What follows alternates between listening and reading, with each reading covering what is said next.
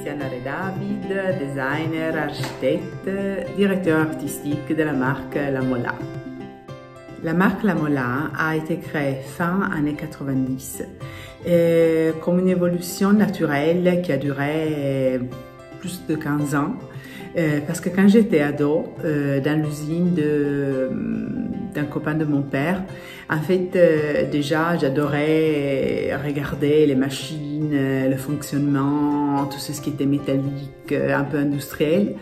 Et donc, j'avais trouvé par terre des ressorts en acier inox, des micro-ressorts, et qui étaient utilisés pour le fonctionnement dans le moteur des voitures. Donc, je les ai passés au bras et je me suis dit, bon, bah, j'adore ça. Et c'est justement 15 ans après, lors de la préparation de mon diplôme dans l'agence de nouvelles,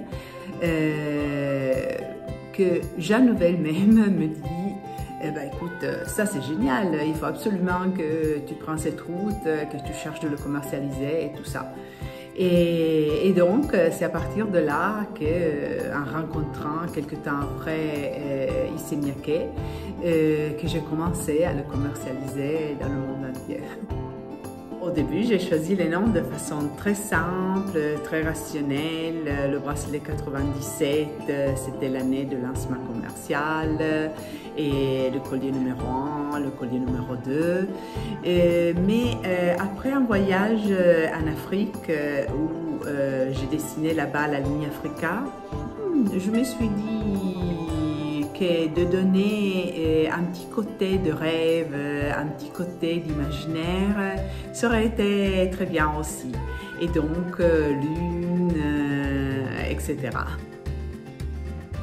Je suis une sentimentale, donc mon bijou préféré est le bracelet 97, qui est désormais une partie de mon bras, on peut dire. Et même après tout ce temps, à chaque fois que je le regarde, je me dis, est-ce que c'est nouveau?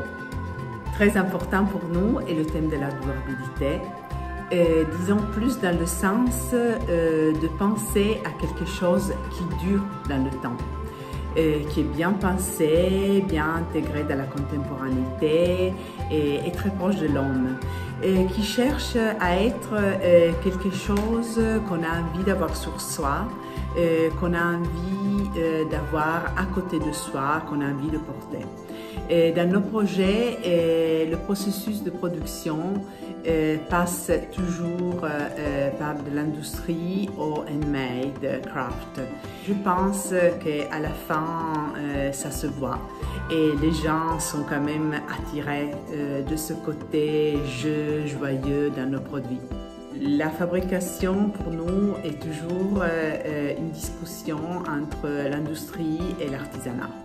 Je vois le monde des bijoux, de la création, du design de façon lumineuse.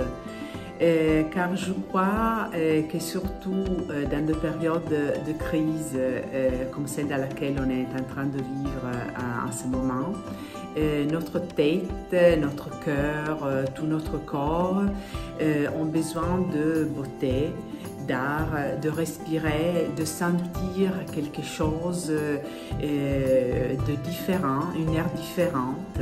Et je pense que l'homme a vraiment besoin de ça, car on voit déjà l'homme primitif et après les Égyptiens, etc. Dans toute l'histoire de l'homme, on a toujours créé des ornements, des bijoux.